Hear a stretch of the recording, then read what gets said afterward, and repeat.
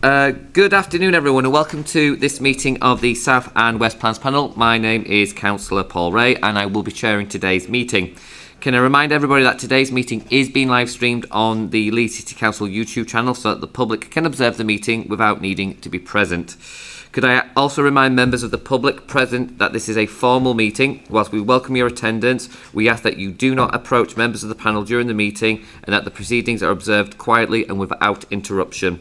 If this is not adhered to, you may be asked to leave and the meeting will be suspended while this is facilitated. South and West Plans panel deals with applications from the south and north west and west of the city. The aim of the panel is to hear all the relevant information from applicants, members of the public and council officers to help members of the panel make their decision. Could I now invite members and officers to introduce themselves? Please mute your microphone once you've introduced yourself. Could I please start from my left? Michael Doherty, Principal Planning Officer, South and West Area. Good afternoon all. I'm Catherine Chimuli, Senior Highways Engineer. Good afternoon everyone. I'm Councillor Andy Rowntree, represent Kirkstall on the council. Hello everybody, my name is Andy Parnham and I'm Councillor in Armley. Good afternoon, Councillor Kayleigh Brooks from Little London and Woodhouse Ward.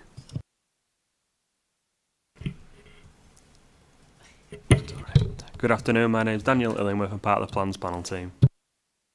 Good afternoon, I'm Lou Aylesworth and I'm also part of the Plans Panel team. Good afternoon, Councillor Penny Stables, Wetherby Ward. Good afternoon, Councillor Barry Anderson, Adlin Wharfdale Ward. Good afternoon, I'm Debbie Oldham and I'm clerk for the panel. Good afternoon, Jess Lishman, legal advisor to the panel. Afternoon, Steve Butler, Group Manager of South and West Leeds and Lead Officer at South and West Plans Panel. Now, just before we get into the formal agenda, this may or may not be the last meeting of the South and West Plans Panel for a particular member, depending on whether we have any business next month. So, on behalf of all the panel members, I'd like to thank Councillor Anderson for his stellar 27 years of service. Probably most of it sat on plans panels. And I think we should all give him a round of applause, and just in case. And if we do have an encore, we'll obviously see you next month. But just in case, I didn't want to miss the chance of saying thank you. I mean, do you want to just take a minute to maybe say anything? Does your final? No, thank you all very much. It's quite humbling to hear what people say about you because, let's be quite frank, it's very rare that as a Conservative I get any congratulations. so it's very humbling when it does happen. But no, thank you all very much. Thank you. And thank you for your 27 years of service is a fair innings. So moving on to the agenda, could I ask the clerk to go through items 1 to 5, please? Thank you, Chair. Under agenda item number 1, there's no appeals. Under agenda item 2, there's no exempt information. Under agenda item 3, there's no late items. Under agenda item 4, could I ask members to declare any interests? And I take silence as there are none. Under agenda item 5, apologies have been received from Councillor Jones. And I understand that Councillor Firth may well be late. He's just waiting for his car from the garage, apparently. So, item number 6, minutes of the previous meeting held on Thursday, the 29th of January 2026. Do members accept these minutes are a true and correct record? I'll take silence as a yes. Are members happy to move these? Yep, there we go. And are there any matters arising? Perfect. Item number 7, land off Alder Drive, Pudsey, Leeds, LS28. Could I ask the officers to present the application? Thank you, Chair.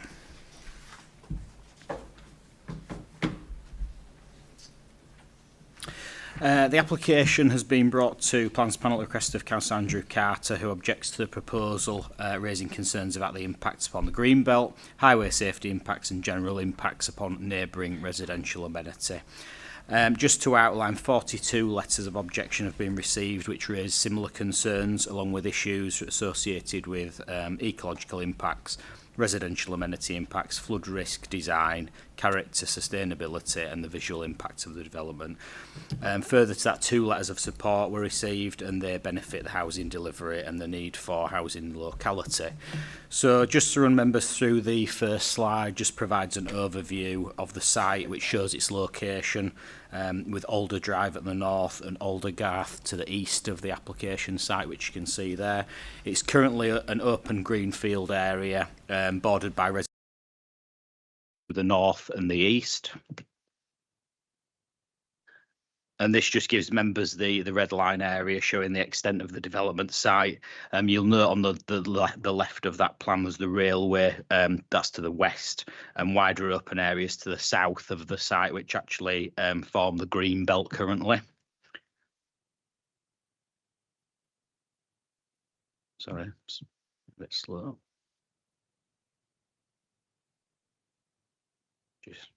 Yeah. So this slide just shows the access. Sorry, apologies. The clicker thing is working. Yeah. Sorry. Yeah. Just about the technicalities here. Should we be pointing it here to, or is it just wireless? So it's just wireless. Should I have to point it at the screen? Thank you. Apologies. Yeah, so again, just to give members an idea, this is a photo showing the access to the site from Aldergarth, which you can see there actually splits into two different routes. The main access is on the left-hand side as you look at those of the cul-de-sac, with the access on the right serving a neighbouring site that extends to the south of the application site beyond. This picture shows the view back up the site access again towards Alder Drive. So members on site will have obviously made themselves familiar with that this morning. Obviously, the residential properties to Alder Drive served by the existing highway. And these photos show the current views of the internal arrangement of the site. Up towards the east boundary of the properties on Aldergarth, they're back onto the development site, and the boundary on the left is the rear of the properties, which are along Alder Drive, again backing onto the development site. These photos show the south and the western boundaries of the site. The photo on the left gives a view of the existing trees and planting, and with the neighbouring open green fields beyond again, which obviously fall within the green belt as indicated. And the photo on the right shows the bottom corner of the development site, where there are a number of existing mature trees which are looking to be retained as part of the development.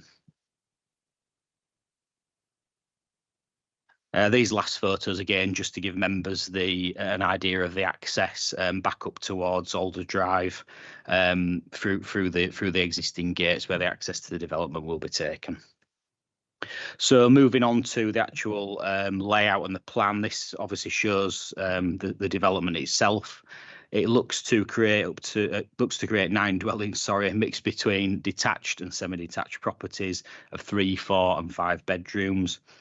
In relation to the principle of the development, the bulk of the development site falls outside of the green belt, with only the access road falling within this area, and that's covered within more detail within the report in front of you. Given this, only the engineering operation for the access and highway fall within the green belt land, and thus the development is not considered inappropriate, nor to impact upon the openness. So the principle of the development is considered acceptable by officers. As per the previous photographs, access is to be taken from the north of the site via Alder Drive into a private internal arrangement which serves the 9 dwellings. The internal arrangements to be covered by a Section 106 agreement which relates to this to being maintained in perpetuity. As you will see there, the properties are served by their own driveways, or they do have dedicated parking spaces. There's no objections raised from highways given that adequate off-street parking has been provided in this instance. The internal layout's been amended at the request of highways and also design officers compared to the initial submission, and that now it improves the sight lines and visibility displays, which are considered acceptable, as you can see are indicated there. In terms of the housing mix, the development provides 9 properties. As stated before, these are split between 3, 4 and 5 bedroom dwellings, and the mix is considered suitable based on the quantum of the development and policy requirements.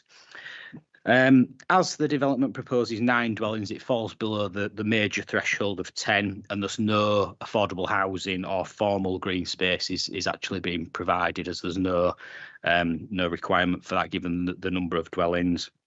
As members can see on the slide in front of them there's a planting buffer which is actually to be provided to the southern boundary. This seeks to soften the development and provide a demarcation between the development site and the wider green belt. And the area of the retained trees, which you can see there to the bottom corner, will feed into the biodiversity enhancements within the development, which is bound to obviously provide the 10% net gain along with the monitoring requirements, as is a statutory requirement. In terms of the layout, this is sought to orientate the properties in such a way as to keep rear gardens against rear gardens. Obviously, at the advice of design colleagues as well, it has been slightly amended to improve that. So it's in accordance with the minimum distances to the boundaries and the properties to prevent issues of overlooking and overshadowing. So that element is considered acceptable by officers. Moving on to the general character and appearance of the properties, we've got some slides here which just give members an overview of the elevational design and treatments of the properties. They're to be erected in a reconstituted stone with dark roof tiles which feature stone heads and sills to the fronts, and they also include canopy entrance details as well. With active frontages facing the street scene. It does vary in that one of the detached properties is to be finished in render to provide some visual interest and break up the massing, and that's sort of covered in the upcoming slides. But these slides just show members the sort of overall character and appearance of the properties. The previous one, it just obviously relates to one of the detached dwellings, a 3-bedroom detached dwelling. These visuals obviously give members an indication for the semi-detached dwellings, which again I think from memory they're 3-bedroom as well. Moving on, I think this is a larger 4 or 3-bedroom detached dwelling. Again, similar in design and appearance with the stone and the heads and sills, which you can see there. An integral garage in this instance, and again a canopy entrance to the front. This is the as mentioned, the rendered version of one of the detached dwellings, which sits within the site. Obviously, just giving a bit of visual differentiation and sort of interest in there.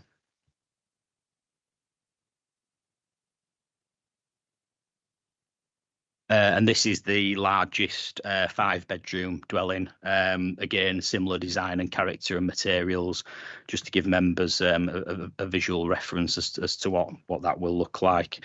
The properties themselves, they meet with the minimal internal space standards, and again, as mentioned, they do provide, officers consider they provide sufficient outlook with active frontages and good levels of surveillance over the street scene as well. Just moving on to the last ones, this gives members a view of the indicative street scene and the levels to show how the properties will sit within the development site. Obviously with the sort of slightly sloping nature of the site down towards where the railway line is located there. And finally, this just gives members an overview of the proposed landscaping. So you'll note the frontages of the properties have been kept open at the request of design officers. And this includes obviously landscaping and street trees within the street scene, which is considered positive.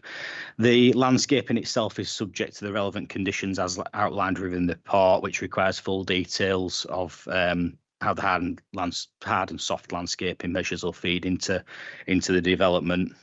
And the development does obviously seek to implement the minimum 10% biodiversity net gain, which will feed into obviously the soft landscaping measures and the planting buffer, as well as the 30-year monitoring requirement, as is part of BNG.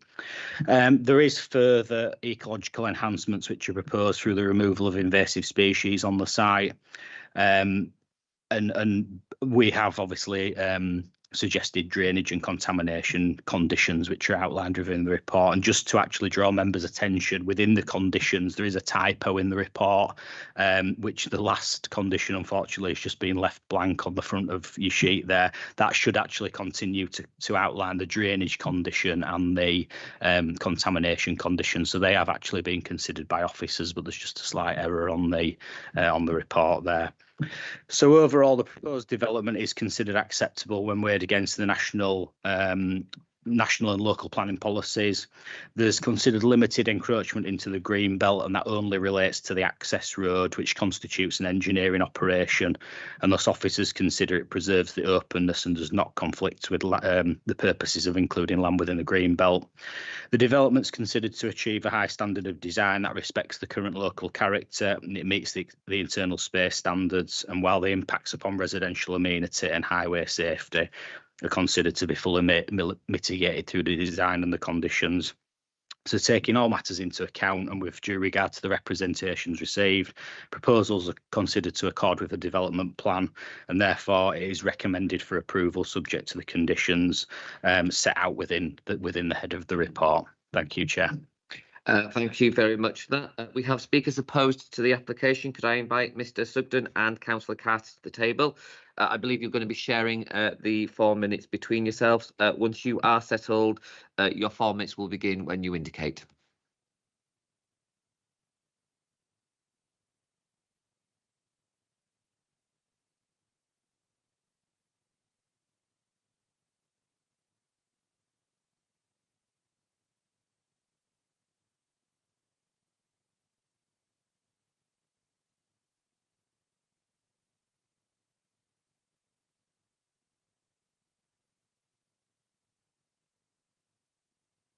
There we go.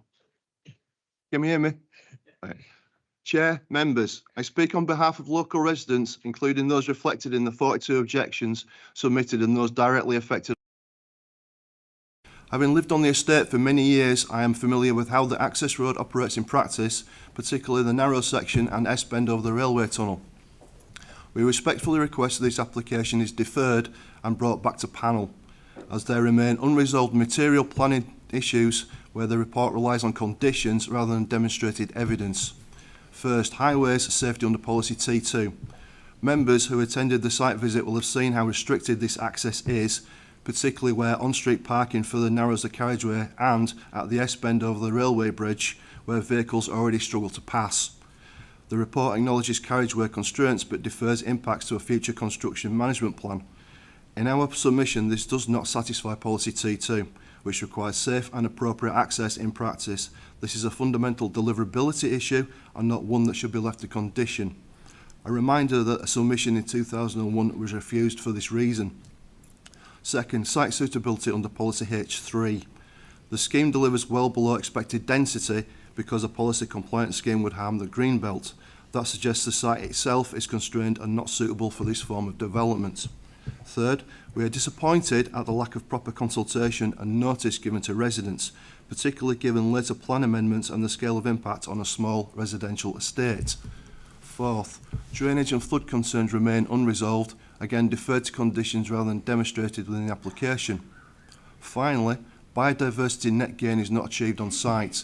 I need to remind the panel it is currently 100% biodiverse and a robust ecosystem aiding flood resilience. Reducing it to 0% and adding 10% is a 90% loss, not a 10% gain. Members, these are fundamental questions of deliverability. Where a scheme's acceptability depends on conditions to prove it may work, rather than evidence that it already does, members cannot safely rely on that conclusion. For these reasons, we respectfully request this application is deferred and brought back to panel once all the policy concerns have been addressed. Thank you. Thank you, Chair. First of all, thank you to the members who went on the site visit this morning. I'm representing my constituents here, many of whom have objected to the planning application, some of whom you met on the site visit. The key issue here is not simply 9 houses, but the principle of development adjacent to, with possible access into the green belt. It's strategic green belt, it's part of the green belt that separates Leeds from Bradford. Anybody who's had a chance to look at Bradford's local plan negotiations will see that they are busily trying to encroach from the Bradford side. Members should also consider the wider planning applications. This access does not serve these 9 houses. It opens up access into land beyond that is currently inaccessible. Residents are quite rightly very concerned that this application represents the first step towards further development using the same constrained access. I appreciate the assurances given to me as a local ward councillor and to residents during the site visit. However, I would like to see those reassurances built into a final report. Another reason why I would like this deferring to officers, but then bringing back...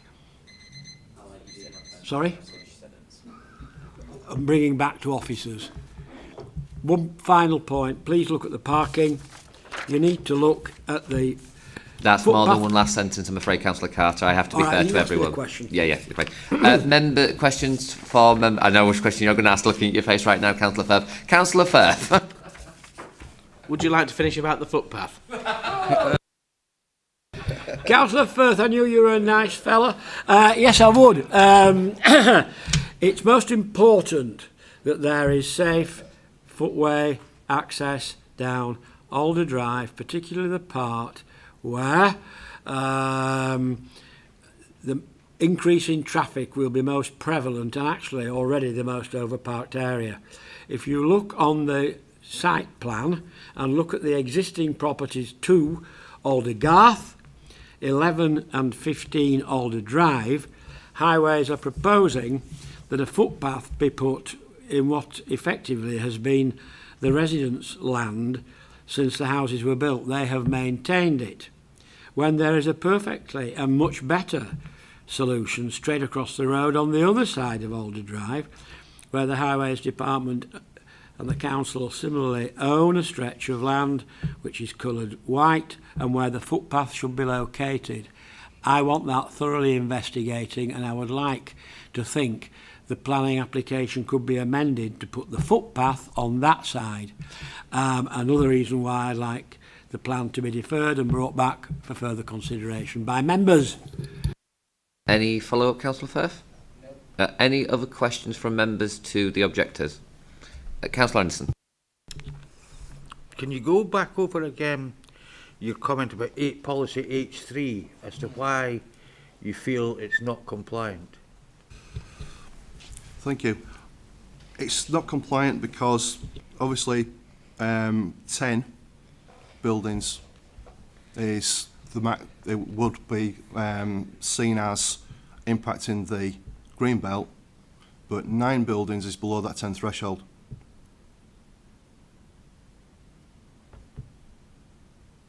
So basically, if the site itself is constrained because you can't fit 10 buildings in there at the size that they're proposing.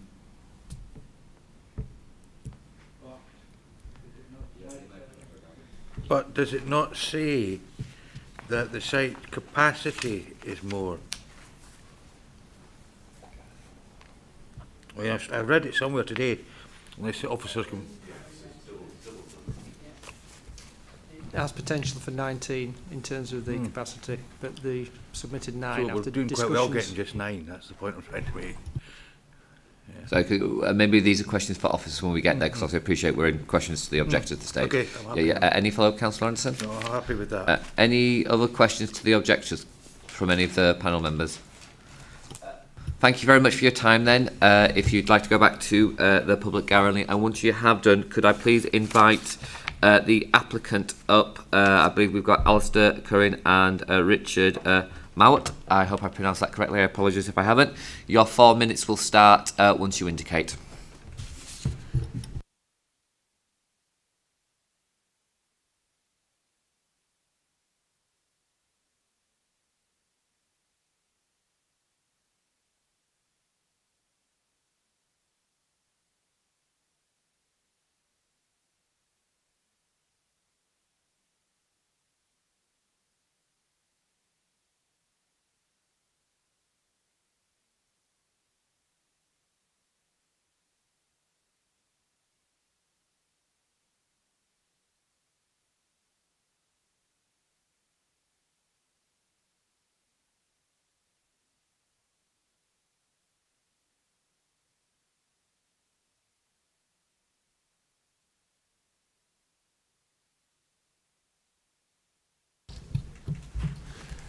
Good afternoon, Chair, members.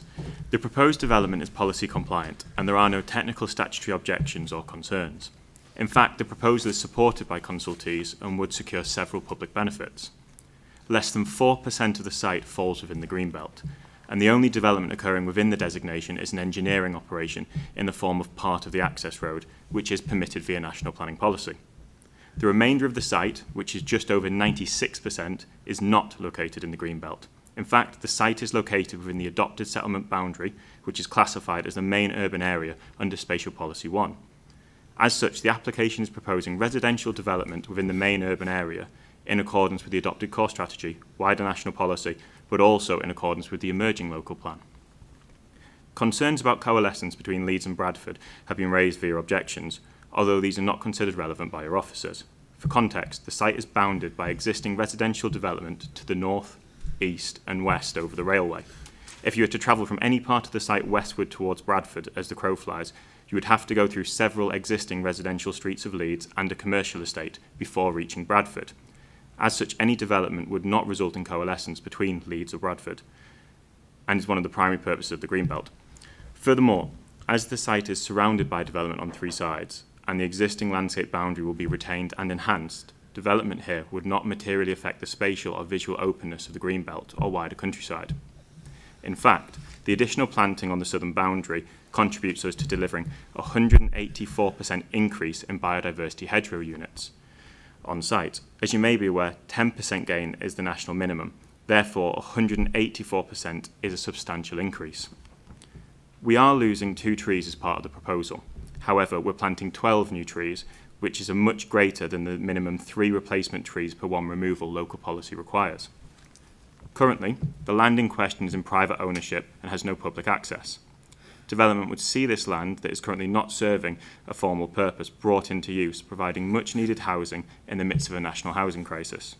The proposal includes a range of houses of varying sizes, creating a mixed offering to supplement local housing options. Interestingly, if you look at the objections to the application, there are several saying the proposed houses are all too large, and several saying all the houses are too small. So I think that perfectly highlights the fact that we have proposed a good mix to accommodate a range of individuals and families. Leeds policy aims to achieve 40 dwellings per hectare. If we were to adhere to 40 dwellings per hectare, we would need to provide 19 houses on this same site, which would have a far greater impact on neighbours. Ultimately, a compromise was reached on 9 houses, which protects neighbouring amenity, is considered safe and acceptable by the Highways Department, but also enables a good use of the site to deliver a range of family homes in keeping with the suburban character locally. Every dwelling is located in a position that meets minimum separation distances from neighbouring properties, and with nearly every dwelling far exceeding these. As such, the proposal, as concluded by officers, would not have a detrimental impact on neighbouring amenity. Every house exceeds NDSS, or minimum internal sizes, and they all provide larger than average gardens. Every dwelling comes with an EV charger, solar panels and bird and bat boxes as standard, and will achieve a high energy efficiency, resulting in an environmentally friendly and sustainable development. And finally, if approved, the proposal will result in a contribution of just over £72,000 via SIL to be used by the Council and councillors to the betterment of the local community. As such, I kindly request you follow your officer's recommendations and support this policy compliant and beneficial proposal. Thank you. And I'm happy to answer any questions or to respond back on what was raised previously. Thanks. Thank you very much for that. Questions to the applicants? Councillor Anderson? You heard the objectors suggesting that this should be deferred. Is there any of the things that they would like it deferred on that you feel you could work with them on to bring it closer to an acceptable development, or are you convinced that you cannot compromise on any basis at all of what they were objecting to? So in terms of the reasons for deferral that have been raised, I've got that down as that they want more clarity on a KEMP, more clarity on drainage and more clarity on biodiversity net gain. All of these are standard practice to have as conditions. There wouldn't be any need because it goes into a lot of negotiation and debate with various departments of the council. In terms of the KEMP, the construction management plan is relatively standard. We would work with the Highways Department, but you wouldn't normally have local residents involved in those because it purely comes down to technical matters. The other element which was discussed was regarding the footpath. We are providing the footpath as part of the development If members want the footpath on the other side of the road, that's absolutely fine, but I would say that wouldn't necessarily need to be deferred. That could just be stated that would be up for the Highways Department to state where they want it, and we'll deliver it where they need to. From my perspective, there isn't necessarily a need to actually defer the application, because everything would just be undertaken under standard planning policy and practice. One of the other points they raised was about consultation. What's your comments on that? So with a development of this scale, consultations undertaken by the council in terms of putting up site notice, providing individuals to comment. There isn't any requirement in terms of developers actually reaching out to residents to ask for their feedback. But what you will see throughout this application is we've done multiple iterations of the design. We've taken on board comments and objections as they've come in, and then we've worked on the scheme, the layout, the design of the houses in order to actually accommodate those elements. So we have worked with residents and neighbours in that regard, but we wouldn't actually have any requirement in terms of actually going out and knocking on doors and asking people what do they think about this, because quite often than not you end up with everybody saying they just don't want to see development. Is it possible I could just add there as well, as we've gone through the process, all the plans and documents have been continually uploaded to the public access system, so they've been readily available to anybody who wants to review them and make further comments or retract comments, so they've been there throughout the process. Thank you.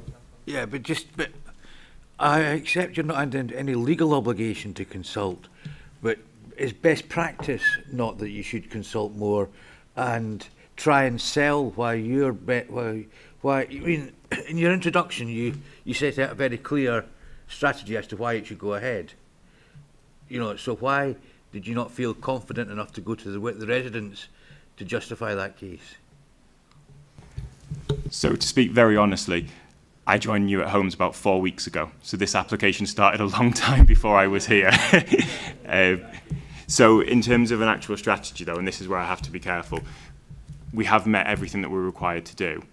Public consultation is undertaken by the councils deliberately so, because if we were engaging with the local residents, how, for example, the council or councillors could have confidence that we had listened to comments and that, as my colleague here has mentioned, undertaking it through the public access system where everything's made publicly available, comments come in and it can be verified by officers and members of the council. That's the fairest way to ensure that what's being requested is actually actioned. And what I'd say is, I think we're on to something like the 17th or 18th revision onto this scheme. So there has been substantial amounts of changes from the design of the layouts to the design of the house types to factor in. And the big element here is you look at things like the separation distances between dwellings and the existing houses. It has all been factored in through those design comments. So it's just, again, sorry, I'll just come in at the end. It's again worth noting that a lot of the revisions and iterations to the plans have come about through not just consultee responses or officers' recommendations and requirements. They've come about off the back of the objection letters that we received, because you know, more often than not, there's some valid comments have been raised there, and we've factored those into the layout, and that layout's obviously evolved over. The application's probably been in for I think, is it 2023? 25. So it's been in for probably 18 months, and those plans have evolved over time to pick up comments that have been raised from a full range of representations. Councillor Firth and Councillor Stables. Thank you very much. Could I just ask to return to slide 13, please?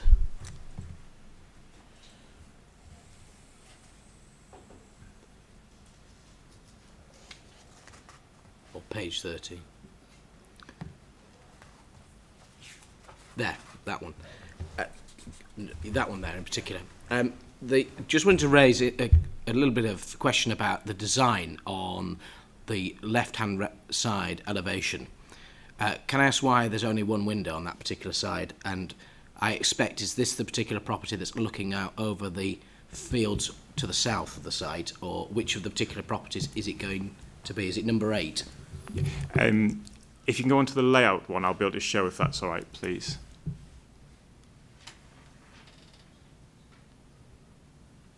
There you go. So that house there will be plot 1. So you've got it as you first come in, and the design of that one is that you have your front and side elevations with the windows, so you've got the natural overlooking element of the street scene, but where it's blank is because it then bounds onto the car parking where you've got plot 2, so you don't have that interlooking between it. And the one window that is on there would be for the ensuite bathroom, so that would be frosted glazing naturally, so it just preserves the privacy of those individual houses. Thank you very much. Well, that confirms why that's like that. Otherwise, if it was going to be number 8, that'd be different. Thank you. Yes. Yeah. Councillor Stables? Thank you. I'm just coming back to BNG, Biodiversity Net Gain, which isn't all going to be on site. So I wanted to know why it's not all on site and where it is going to be the additional BNG. So with the BNG, there's 2 types of categories, and forgive me if I start trying to teach to suck eggs here, because BNG is a bit of a minefield. What we have is hedgerow units and what's known as habitat units on site. The hedgerow units will entirely be delivered on site, so they're the ones where we've got the 184% net gain, but the area units are the ones that are delivered partly on site and the rest will be off site. So in terms of what we've got on here is an enhancement to the existing green areas that are currently on site, and then the equivalent of, I think it's about a 40% of the need to get the 10% overall, so 40% of 10% is being delivered off site, which works out as 0.8 something of a credit. Now, there's 2 ways that can be delivered. The first one would be that you undertake through statutory, so through central government, you pay the amount and they deliver across the entirety of the scheme, and that's normally through partnerships like RSPB sites, SPAs, special areas of conservation. They have areas which would then take the money and they deliver it for you. Or you can go to private firms to deliver elsewhere within the same council boundary. The 106 agreement would secure this, and there's also conditions that can be attached to secure BNG credits off-site, and that again would be the standard practice. But if we were to deliver it outside of Leeds, you fall into what's known as the trading rules. So that's where if you move outside the council, you have to provide double the amount of BNG to offset that, and then if you go to 2 council boundaries, it increases further and so on. So it ends up making sure that if you do deliver further away from the residents that would benefit from it, you have to provide a significant more amount. So for us, we try to deliver as much as we can on site, but fundamentally where you do deliver, you can't always guarantee that you'll get everything available. If we had a larger site area, you could deliver more on site, but then you'd be looking at encroaching into the green belt. But for us, it was entirely about, this isn't a green belt site, it's within the urban boundary. We want to deliver just on that site. So hopefully that provides a bit of clarity. So the part of it you didn't answer was where the additional bit is going to be delivered. I hear what you say in terms of where it could be delivered. Has that not yet been agreed? No, so that would depend at the time, because when you actually get consent, that's when we would go and say with the construction environment, not the construction environment management plan, the habitat management plan, the habitat management plan, that would dictate this is how many credits, this is how much is needed. So for example, when this originally came in, it was under a different metric for assessing how much BNG was needed. That's now been updated, but in theory, if it was deferred, the metric could change again and then a different amount might be needed. So at the moment we have offers. So for example, we've got an offer through from a company called Environment Bank to deliver it for us. So that's one option that we can explore. The other one would be doing it through the statutory credit system. But the third one is we actually, as a business, own land within Leeds itself on a former site that hasn't come forward for planning permission yet, so I'll be candid here, but we could deliver our own BNG through that site yet, but we need to sort out the planning permission there first, get that change of use established to create that as our own permanent habitat bank, and then we could deliver there, but that would be within the same boundary. What particular habitat loss are you looking to secure? What is it, scrubland? What is it, a particular type that is the issue? Sorry, you'll have to bear with me 1 second on that one. It falls under the area habitat type, so that would be a form of grassland, but I wouldn't want to say what type specifically of grassland. Yeah. Without knowing the exact classification off the top of my head of what the grassland currently is on the site, it's the replication of that. I'm not sure if anybody has access to the ecology report or the biodiversity report. That's online, but that will state what that type of habitat is, if anyone says, or I can go get my computer and check. One for the officers, I think, when we get to the questions to the officers. Any other questions to the applicant from any members? Yeah, Councillor Firth? Okay, maybe they're not then. Any other questions? No, thank you very much for your time. If you'd like to go back to the public gallery. Questions to the officers then, please. Councillor Brooks. Thank you, Chair. First of all, Councillor Benner did send apologies. Okay, we'll get that noted. Yeah, thank you.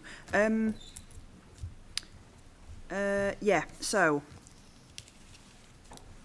can you please talk me through the reasoning behind having such a low density site when we could get loads more houses on this and address the housing crisis? Thank you.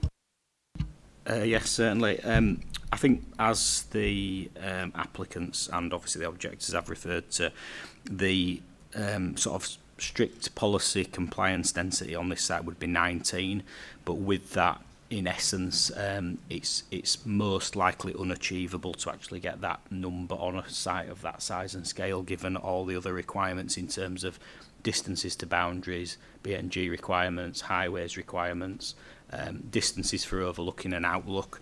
So officers have obviously considered that, and obviously that is a requirement. But the mix is the density on the basis of what's been submitted and the sort of feed into the overall considerations in the round is considered appropriate to address all other material planning considerations. So that's why we've arrived at 9 rather than a higher density development, which could have knock-on impacts in terms of additional parking, additional comings and goings, and additional harms in terms of overlooking and harms upon amenity. So weighing in the planning balance, that's how we've arrived at the density, which obviously the applicants propose, but then we as officers feel is appropriate for that size and scale of site. I personally think that we could get a few more on. But I understand the reasoning, especially around the garden spacing, especially looking at how close the gardens are together. I can see that would be helpful for like a comfort for residents, existing residents.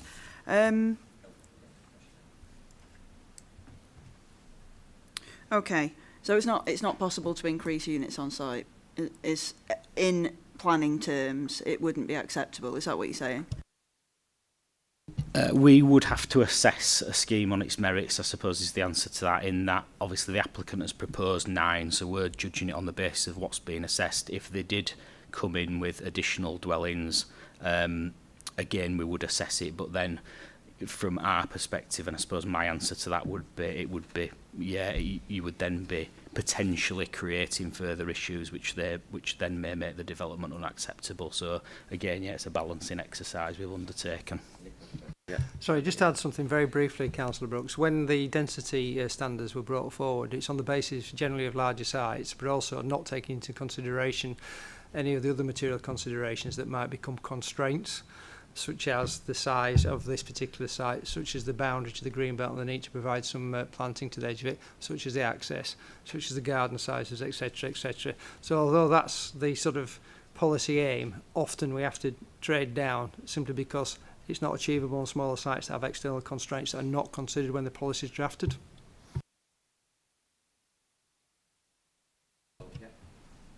Thanks. No, this is about. I understand that. Thank you. That's cleared it up.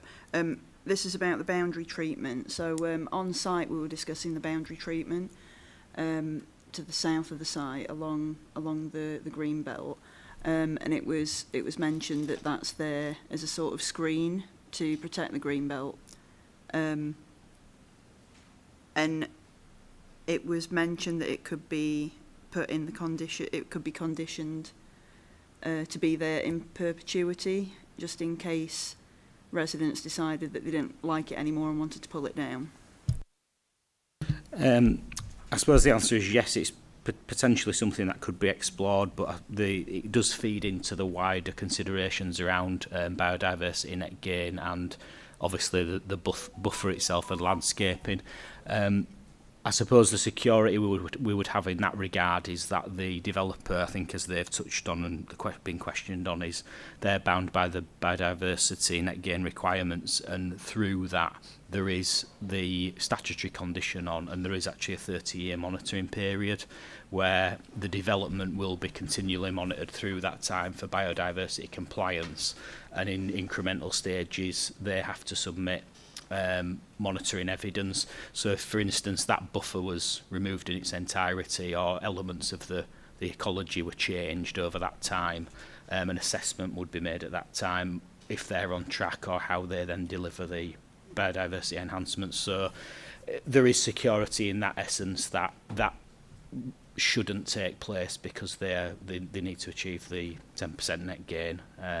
So yeah, that's one element, I suppose, to answer it on.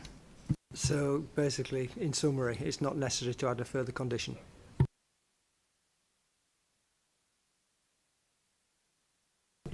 Thank you. Actually, following up on that point before I ask my other question, was so the trees on the site, are they protected? From memory, I don't think the trees are protected, but as the applicant has outlined, they've submitted a arboricultural assessment, and that feeds into the BNG study and will feed into the conditions. So the trees to the bottom left-hand corner are to be retained, and obviously there are additional planting and trees to be proposed within the site, but they're not formally protected.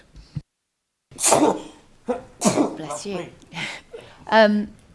So my concern is, which is always my concern with new developments, that those trees are left as part of the planning application, but once residents move in, that they don't like all the leaves, the mess it makes, as they would say, and they start chopping them back. Is there a way that we can put in a condition or TPO them to prevent that happening?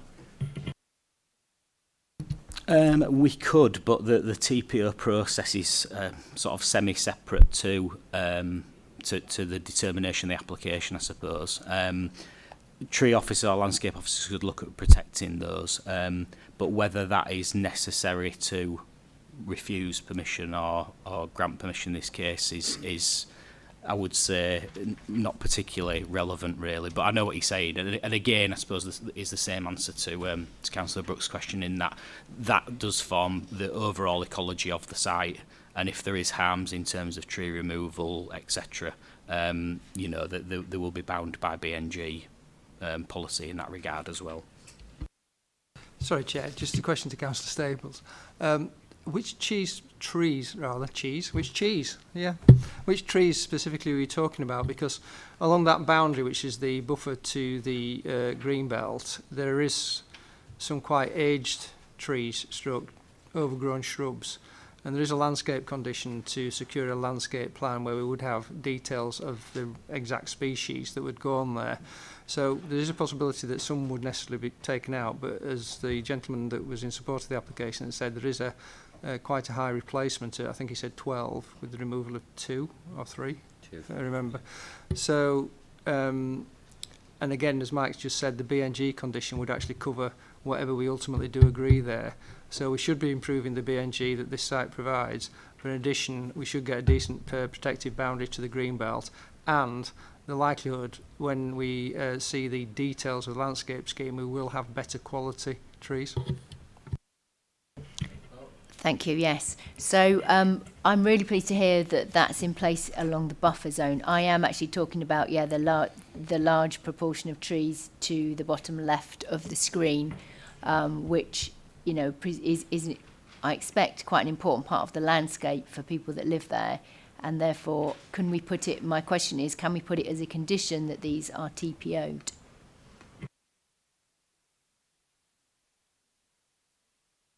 Sorry, there's a nuance here. That's why I was just pointing the finger at Mike.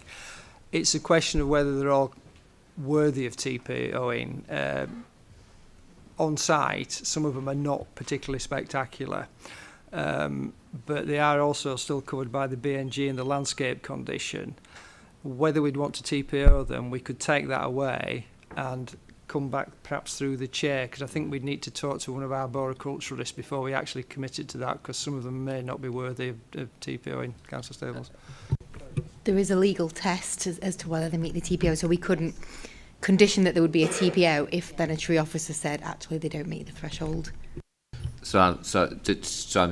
I take it from that which says we can ask the question, but it's up to the proper regulatory process to make that decision whether or not they can be protected or not. So I think we can say we'll go and ask the question and then take it from there. There's one follow-up question to that bit, and then sorry, there was one other one. So the follow-up question to that is, I hear what you're saying about TPO, and I completely understand that.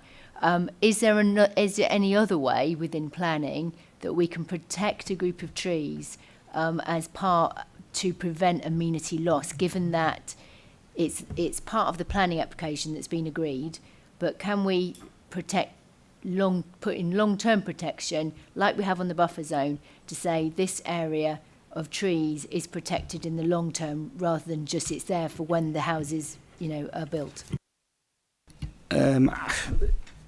Possibly. What we tend to do, or the standard procedure is, again, as Steve said, it is subject to the landscape conditions.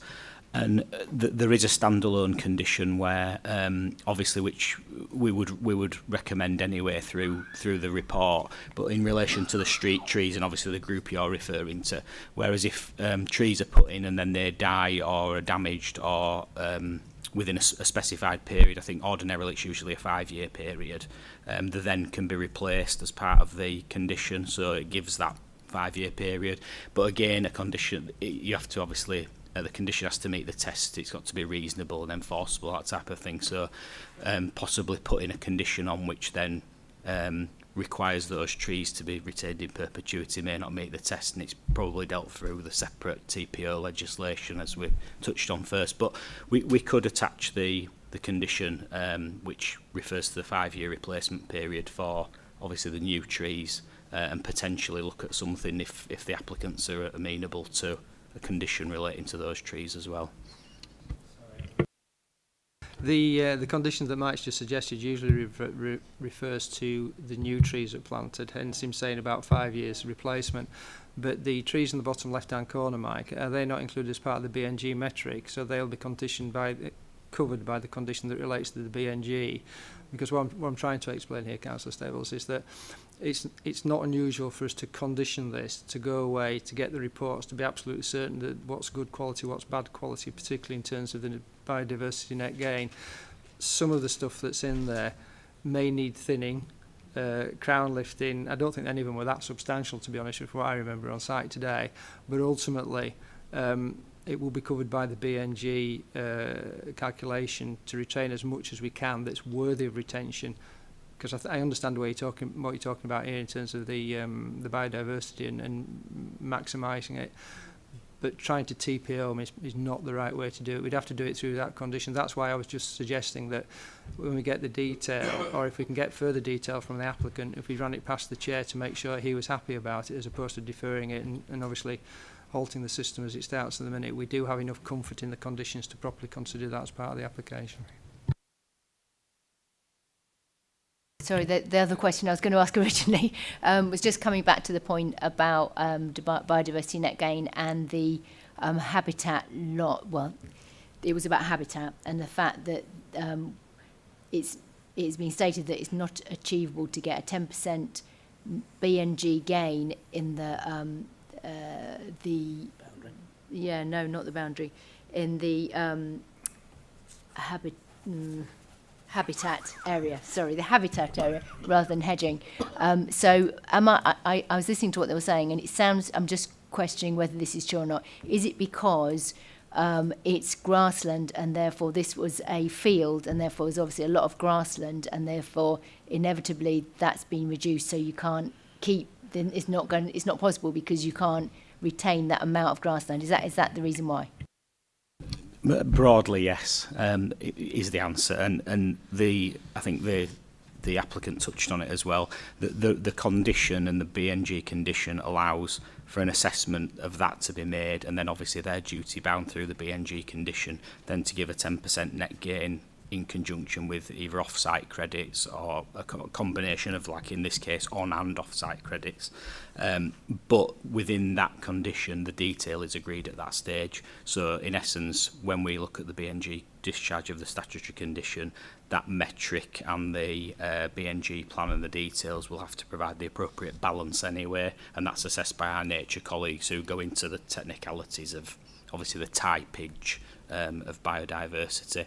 So we would in essence rely on them to assess that in detail at that time in order to discharge that condition. So that should give you the comfort that the right amount of specific types and units is going to be replaced and enhanced as well.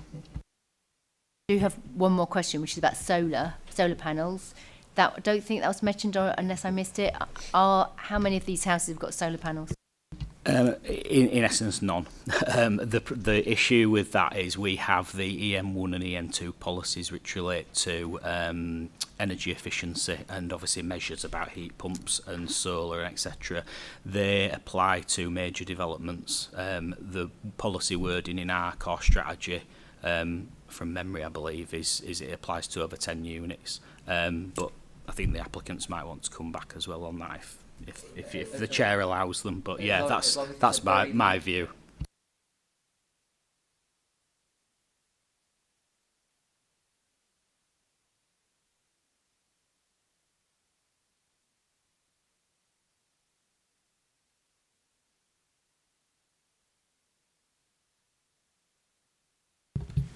Yeah, so this comes from my previous job, but building regulations will pick up on it. So every one of those houses will have solar panels, and that is a requirement under building regulations.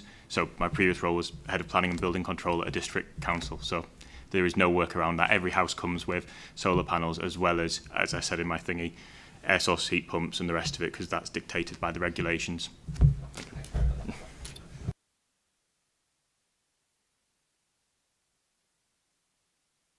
Well, mine was going to follow, was partly to do with that, because I've had an application recently where solar panels have been added after the event, and it's caused planning and legal all sorts of. So should we not make sure it's clearly set out in here? Because I was originally going to ask a question about energy efficiency, because there was nothing in the report about it at all. I only became aware of it because the applicants told me that they were doing it. So is there any, but I've got a number of other questions as well. So we heard a number of reasons why the objectors wanted it deferred. So do you agree that we could do more work about policy T2 in terms of access and the footpath?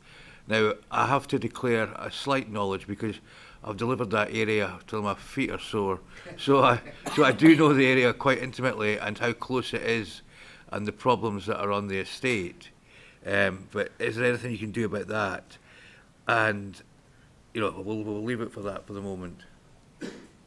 Yeah, on the first part, obviously relation to solar and the requirements of building regs, take the point, but obviously building regs is separate legislation to planning, but I do totally appreciate they should be intertwined.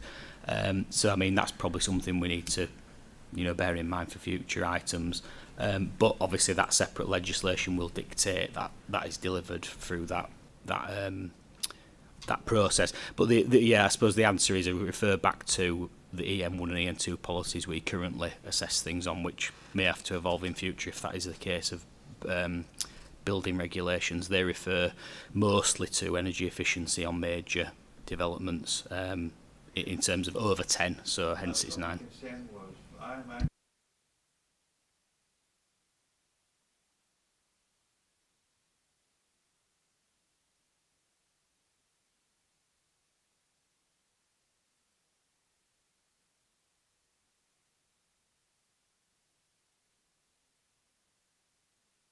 Well, I think the answer to that is that they are legally required through building regulations. So, regardless of the planning side, obviously they will need to. Yeah, so that's pretty much guaranteed. Yeah, and on the second part about T2 and the access, I can obviously defer to Highways College, but we did have a chat about that as well. And in terms of the overall quantum of development and the number, obviously is 9. I think we did look at scenarios through the assessment with other highways colleagues as well, and ordinarily a private development, just to give an example, is up to 5 dwellings. So if this was a private development, it could be wholly private, you know, different requirements of what's actually proposed. But I suppose between 5 and 9, myself and Catherine had a discussion on the trips. There's not a massive difference in terms of highways impacts and comings and goings. So it was assessed at that stage that 9 dwellings is not going to be massively harmful in terms of highway safety. So hence why there wasn't a requirement or wasn't a recommendation to do further wider upgrades to footpaths in the existing older drive scenario, etc., which already serves something like 25-30 dwellings already. So that was our view on that, unless Highways want to add to that as well. So, as Mike has said, the existing access, you've said you have experience with it. The width ranges between 3 to 5.7. There is on-street parking. The speed is 20 miles per hour. The road alignment with the on-street parking means that drivers would drive, less than the speed limit. But in terms of the development, when we reviewed it, it's 9 dwellings. That's an addition of 5 trips. To ask a developer to widen an existing access who has provided adequate parking, there is not going to be any additional on-street parking because each of the houses has 2 parking spaces. 4 of the houses have garages of adequate dimensions. So there will not be any exacerbation of what's existing.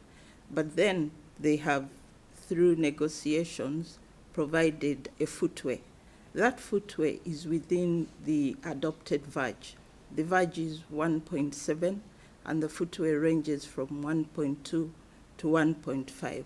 The location of the footway was come to, the decision to be considered was levels and the land available. That is why it's on the south, and it makes sense to be on the south because that's where the residents are. If you put it to the north, you have fences, and then you need to cross the people. So we are convinced it's enhancing safety for the residents, existing and the future occupants, and we believe there are no highway safety concerns. I'll take that at face value.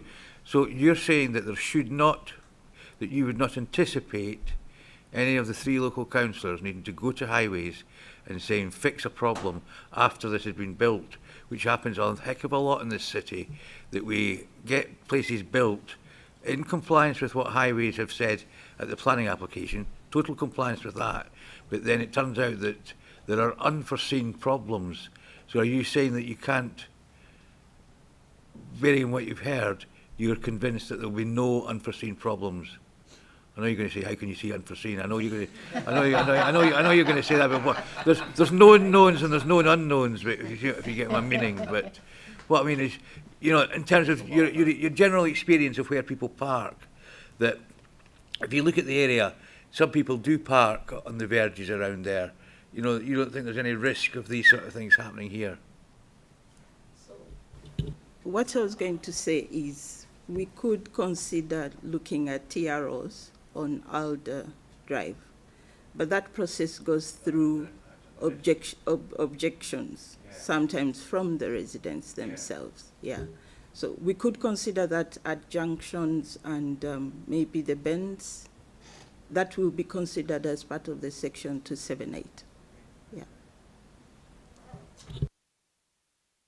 Just slight concern at that point is that are we sort of negotiating by committee at that particular point? Yeah, no, and no, it's fine. I'm not questioning that, Councillor Anderson. All I wanted to say is that I think on the basis of the drawings that we have in front of them, we think it's safe from a highway perspective. That's all. Okay.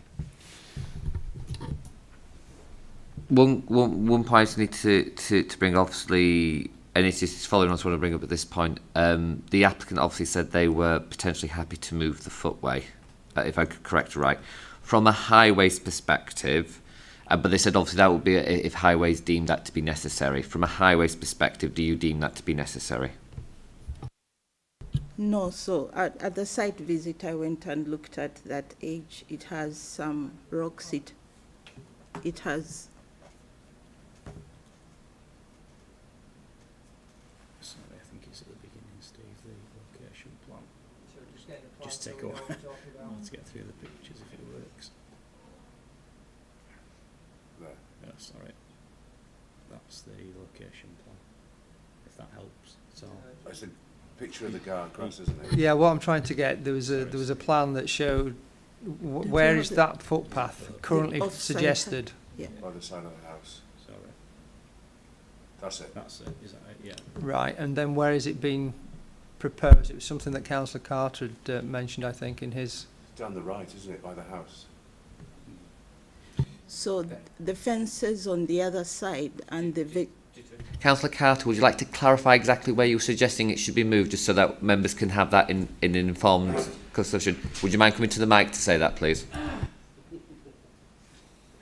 One moment, yeah.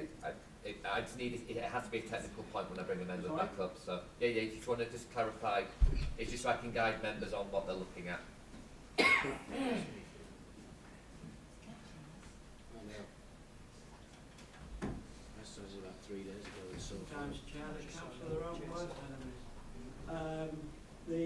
Microphone.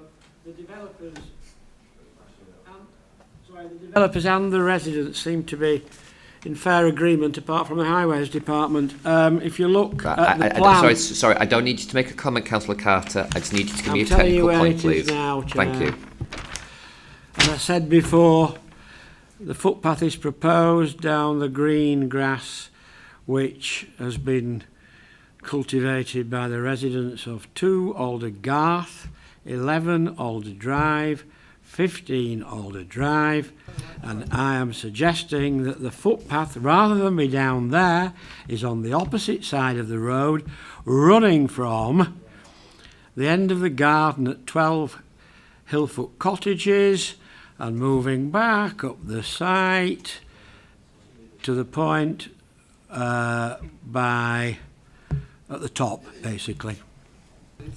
Yeah. Do you get that? Yeah, has that clarified the suggestion to members so that officers can have that conversation? So looking at that photo, which side are we saying it's moving to? Mike, use the pointer. On there, Mike. On this side. Is that right? That's it. Yeah. Okay. Thank you very much for that, Councillor. As long as it's a very specific technical point, yes.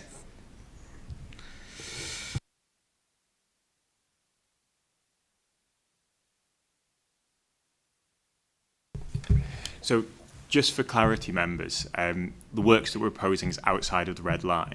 So that means it's secured by the Section 278 agreement. So that's separate from the planning process and the decision on here. So just purely on a technical matter, if this is something that members want on either side, and we're willing to do it whichever side of the road, we'll work with residents to get it whichever way is best for them. Obviously, highways need to agree to it. The Section 278 is signed between ourselves and highways, but members can liaise with highways outside of this. We commit to a footpath. Hopefully, from my perspective, that would allow us to move forward with a decision. But then it's for highways then to say where they want it, but we'll deliver it wherever it needs to go. It's just a matter of highways to say which side they want it on, but we'll work with residents if highways are willing to let us work with residents on that. So hopefully that clarifies. Yeah, thank you very much. Sorry, one final question on that, just from Catherine, our highways representative. Do you see any particular difficulty from a highways perspective of moving the footpath to that side of the road? Because I don't want to give false hope here. So from the site visit, just purely the site visit, I wasn't measuring because I didn't have the measuring in front of me, a measuring tape. There seems to be the trees that you're seeing. We have the rocks, there are rocks there. We have the levels and we have the boundary fences. It makes sense to put the footway to the side that has residents, yeah, where the houses are, because it's to benefit both the future residents and those who are existing. It's highway verge, so is the other land, but this one is flatter and it's on the side where we currently have development. So I was also thinking if we put it on that side, at what point does it stop? Because that's a bend and the greenery that you see is the forward visibility to allow drivers coming through the bend to be seen by the others coming down. So it makes sense to be to the south. I don't see. So for clarity's sake, then, it's not that it's not feasibly possible, it's that it's not optimal. It's optimal to have it as its current format. Yeah. Okay. Yeah. Yeah, sorry, just for clarity with panel then, I do apologise. We're just exploring that because I want to be absolutely certain whether it was achievable or not.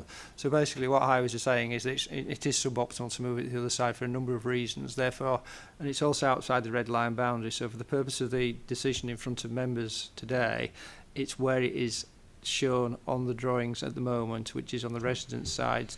If, however, something can be discussed during the 278 agreement between the applicants and highways directly, we will explore that at the time. But I don't want to give false hope that it will be flipped to the other side. Thank you. Going back to questions for members, did you have some other questions, Councillor Anderson? I think it was it Councillor Firth and Councillor Stables? Thank you very much, Chair. Most of the questions I was going to ask have been already more or less asked. Wanted to ask for 2 points. Particular comment.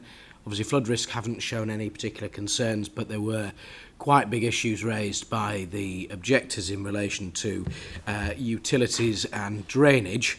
And I just wondered if there could be a comment on that, especially given the particularly prevalence of flood risk being raised as a particular objection, and there doesn't seem to have been much discussion about that. And also the second point was in relation to a similar point that Councillor Stables was raising, which is that the trees that are planted, whether they're going to be mature trees, so that actually, given the large-scale number of trees that we're losing, the trees that actually they're being replaced with will survive. Yes, sorry, Councillor Firth, I'm croaking as well. On the drainage question, yes, we have consulted directly with Main Drainage. There's no objection from them. Apologies, you might have missed it. I made reference at the beginning on the report. We've actually conditioned drainage as well. So there is a condition, but although missing off the report, apologies, that will be picked up through condition discharge. So we will basically require full details of the drainage as part of the development to ensure that it is appropriate. And it's also in, I think within the report, I have put a slight, I have covered it within there, for foul and surface water, sorry. And on the tree condition, again, we are looking to condition hard and soft landscaping. So through that process, obviously the soft landscaping, i.e. trees, we can ensure that is of appropriate quality, type, species, etc. and standard to ensure that the like-for-like replacements, basically, yeah. Thank you very much. And can I ask on a particular point then, one of the particular concerns that was also raised was in relation to potential expansion into land south of this particular site, be it through the footpath or otherwise. And so could you just comment on the nature of the boundary that's going to be created with the hedging and how that will then be not only just quickly established, but also couldn't be a future entrance to another estate in the future? And on another point, it has also been raised by the objectors that given the issues you just raised about drainage and other issues, would it not be right to potentially look at deferring it and coming back with a report that would be far more conclusive and therefore put potentially those objections to bed? Certainly, I'll just cover off firstly the point on the buffer and the possible expansion. If I just get the site plan up, sorry, apologies, slow with the pictures. Dan, can you move this? Sorry, yeah. Yeah, so as you say, Councillor Firth, there's a buffer to the southern area there. We did touch on this on site as well, and there, again, it refers back to the ecology conditions and the biodiversity conditions in that there's a 30-year monitoring period to be observed and obviously assessed through that process. So if there was to be an expansion of the site for whatever reason through that access and into further houses or etc., any adverse impacts upon the ecology buffer feeds into the requirements of that condition, and the developer is then duty bound to obviously put in either further mitigation or ensure that that's protected to abide by the details of the condition. And we did touch on that on site in that this development is for 9 dwellings, and obviously given the extent of the highway and the private arrangement which will be secured through the section 106, if, for instance, further dwellings were built off this, which is, again, potentially unlikely because the existing site allocations for the land beyond is green belt, which at present secures it. So that's one factor. But if additional dwellings were proposed through a separate scheme off this access, obviously that then clearly takes you into the realms of major development, depending on number of potential dwellings off this access, and there would be wholesale requirements from highways about how however many houses would be accessed through the existing arrangement, and thus it's unlikely that further dwellings off this access, given the constrained nature of it, if this is built, presumably it will be, will prevent further dwellings being accessed through this particular site. So, on that clarification, you're saying that it's been built to cope with this number of dwellings and not the potential for further dwellings off this particular site, and that everything has been done to ensure that in the future there couldn't be a link through that particular site as such. That's correct, yeah. And could I have a particular comment on the coming back at deferring it and looking at in the future in terms of clarifying the other issues that have been raised? Sorry, forgive me. What were the issues you raised on the third one? Apologies, Councillor. Yeah, I mean, a deferral on that basis, given we're confident through the use of conditions for the drainage, will clearly address any requirements in relation to that. So I don't think we would be looking to defer the application solely on that basis, as addressing the conditions would be sufficient to allow the development and ultimately determine it here, yeah. I'm just going to come back to parking. So it has been stated that the parking meets policy, but I just wanted to come back to it because we've got it's 3, 4 and 5 bedroom houses on here, and I certainly know from my experience in our area that increasingly on detached properties of that nature we're getting 3 and 4 cars per house, even though I understand policy is only for 2. So it's just to raise that as a concern. So on these houses, do they have garages and 2 external parking spaces? And they do, you're nodding. Some of them do. Some of them do. Okay. So can you clarify which ones do? And also just thinking in terms of the reality of the situation that might happen over time, where, you know, older children become teenagers and then get cars living in the houses. Do we think through what might happen and what this might look like as that happens? Yeah, I'll just jump in first, and Catherine could probably answer as well, probably better than me. But yeah, yes, in essence, the largest, I think it's the 6 bedroom dwelling, which is at the bottom corner down here, as in essence it's like a double garage and obviously two off-street parking spaces, as do the detached ones with garage and 2 off-street parking spaces, 2 spaces to this detached dwelling at the top, and similarly these ones have driveways and spaces, so the parking provision's considered adequate. They don't all have detached garages, but in the instances of the largest property, that you'll see that as the largest amount of room and space. And I suppose in answer to the second part on future car ownership and how we control that, it's limited, I suppose, is the answer in that. Obviously you can't control who occupies those dwellings at a specific time. Obviously they are probably large family dwellings and likely to have multiple vehicles. But yeah, again, it's like any residential situation, I suppose. So if they're sold to a family with multiple cars, at that stage, whoever's buying the house you would likely think would look if that's a suitable arrangement for them to occupy it at that stage. I don't know whether Catherine wants to add anything to that. I just wanted to add that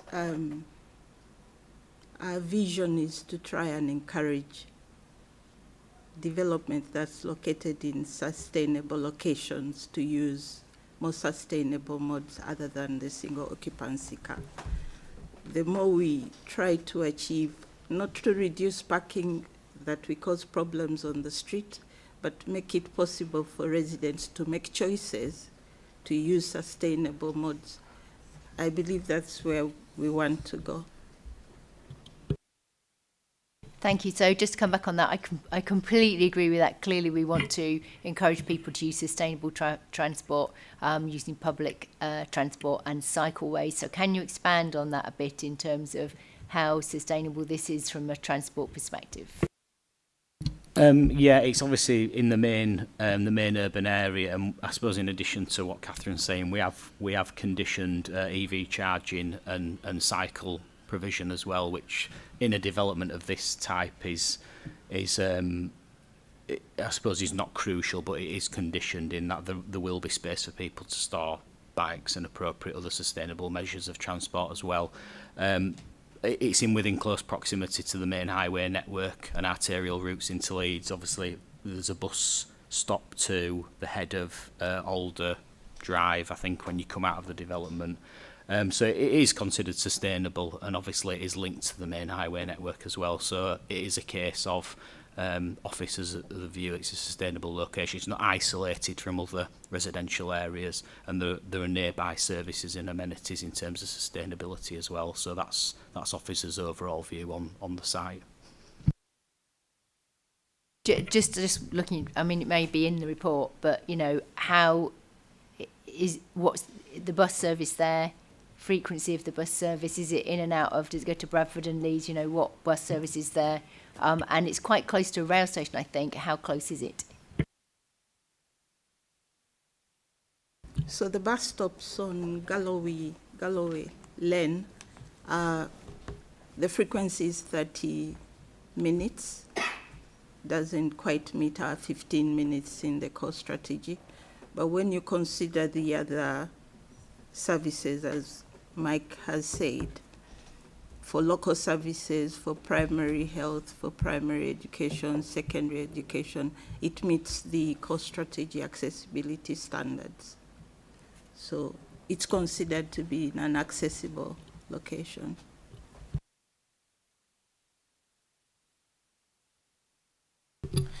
Thank you very much. First question, how many cars can fit into the parking bay to the west of the site that's going to be created? And also for the second question, there are 3 garages and at least 2 properties with tandem parking. What were the considerations about the fact that only 3 properties have garages, and also in terms of the impact potentially of tandem parking given current, I know we've got to go on policy, but people don't always use tandem parking for 2 cars. Yeah, just to come back on that again, we did consider the overall design and layout, and you'll note the semis to the top part of the application have parking in front of them, and like you say, the tandem driveways to the other 2. The actual 2 semis which have the tandem parking, sorry, probably better the pointing of these. The 4 semis originally they were orientated differently, and they had the driveways separated, and we consulted design colleagues and highways colleagues on that basis, and the overall view in terms of orientating the property is better to have active frontage to the street scene, and the driveway separating the properties prevented bulk and mass in terms of design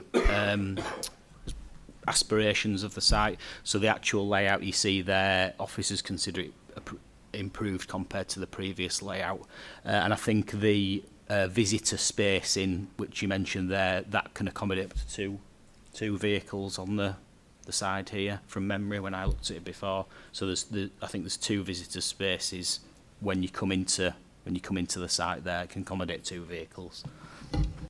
Thank you for answering those questions. The particular point I was going to raise on that issue is the fact that I just wanted to ask, what is it the council's policy on garages, given the quite random selection of which properties do have garages and those that don't? Is it based on the house type, potentially on the number of bedrooms?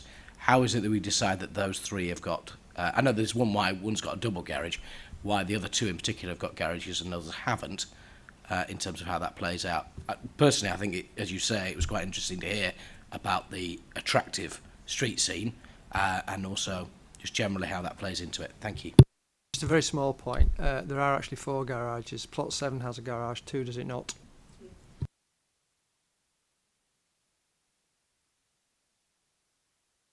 Sorry, yeah, and just on the point of policy relating to garages, there's no specific policy which mandates houses to have garages. It's purely sort of the design which we assess the applicant proposes, and obviously if garages are there, it's beneficial for storage and parking, etc. But there's no requirement to have a garage on a specific house type. It's just a design consideration or design call for officers, basically, yeah. Sorry, just the other thing I'd add, Councillor Firth, if it helps, there's only really plots 3 and 4 that don't have these. Well, even plot 3, you could potentially put a garage into it, I guess. But plot 1 could accommodate a garage, plot 5 could accommodate a garage, plot 6 could if the residents wanted to do it at a later date. So it's really only the top 3 and 4 that have not got that ability if they should wish it.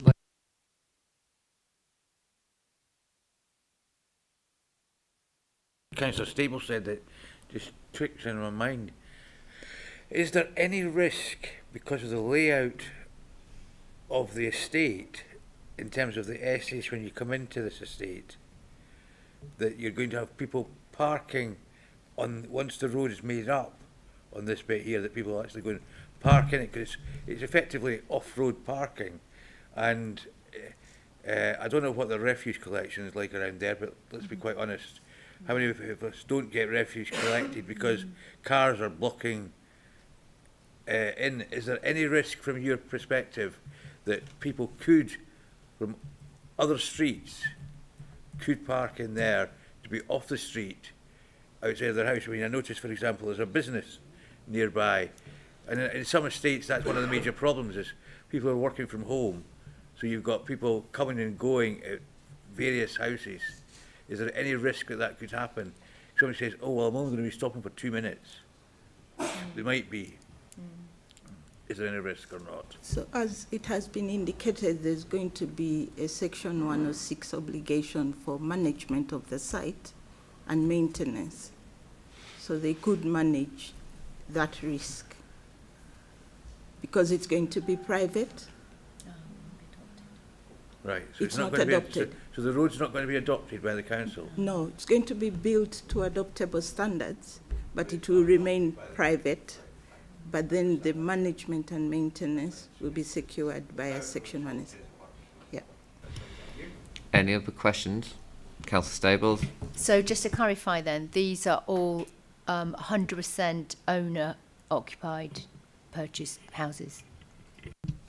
In theory, yes. The tenure, again, it's a private development, so if the applicant could build them, they could be rented if an owner buys them out to other people. But basically, it's as is, it's built for sale currently, in essence. And there's nothing to, I suppose, there's no restrictions on there in terms of tenure.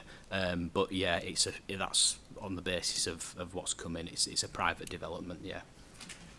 Councillor Firth? Thank you very much. Can I just ask a particular point, and that has just been raised? It's obviously going to be privately owned by a management company. Do we have any details on whether that management company will be in the hands of the developer or whether it will be in the hands of the residents? And is there a particular reason on this particular instance that the council is not taking on the road, or is it something that the developer has suggested themselves? I'll leave legal to deal with the... It was just going to be a very gentle reminder that we're assessing this on its planning merits and not a hypothetical or elements that might fall outside of that. So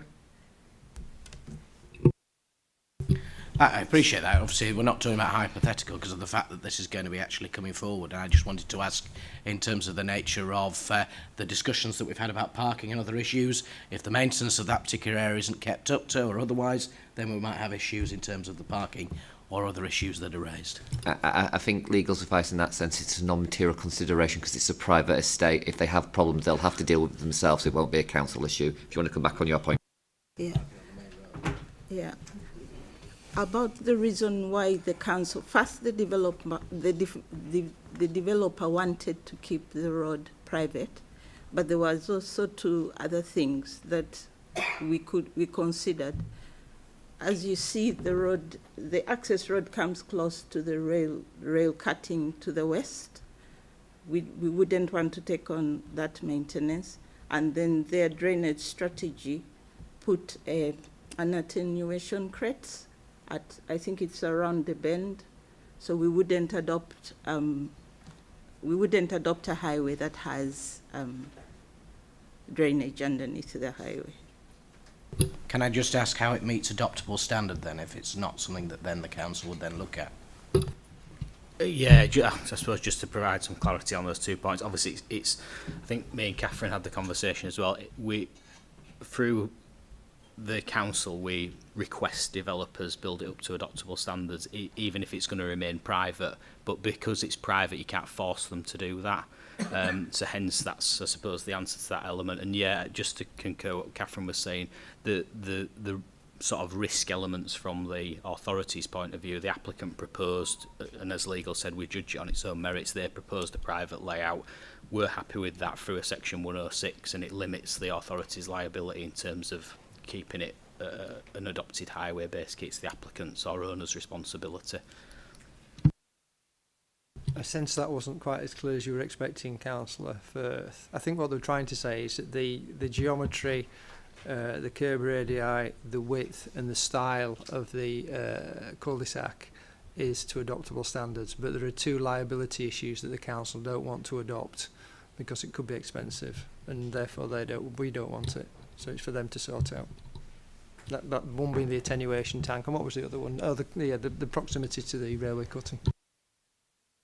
Any other questions? Moving on to comments then, members. Do members have any comments? If no one has any comments then, can I ask Steve to sum up the debate, and then we will see if we have a proposer and seconder for the office recommendation. First, I'd just like to take away Councillor Anderson's comment about energy efficiency. Yes, I accept what he said about that. We should have put it in the report. We've explored flipping the footpath. We've decided ultimately, I think, that it's not within the red line site boundary. It's not optimal from a usability point of view or from a highways point of view. Therefore, we'll leave that to be a discussion on the 278 agreement between the applicant and highways, if that should be accepted. No objections from main drainage. It's not unusual to actually use conditions to cover the main drainage issues either, and we now, I think, understand about the adoptability. So in essence, there were no additional conditions. The application that's before you is recommended for defer and delegate, subject to the conditions and the conclusion of Section 106 agreement. So that's what's before members to decide. Do I have a proposer for the office recommendation? Councillor Panham, do I have a seconder? Councillor Brooks. Are we all clear what we're about to vote on? All those for? 1, 2, 3, 4, 5. All those against? Any abstentions? So, is that a yes to an abstention? Yeah. So, do you want to sum up the result? The application has been termed as the officer recommendation, which is to defer and delegate subject to the conditions and conclusion of Section 106 agreement, with 5 members voting for the application and 2 abstentions. Thank you, Chair. Thank you. So that brings us to the end of the meeting. Agenda item number 8. Date and time of the next meeting is proposed to be Thursday the 30th of April 2026 at 11:30. It may be that we have Councillor Anderson back for one final show, but if not, again, thank you for your decades of service. That concludes the business of today's meeting. Thank you for your attendance and contributions. I now declare the meeting closed, and could I request members of the public to make their way out of the building. Thank you.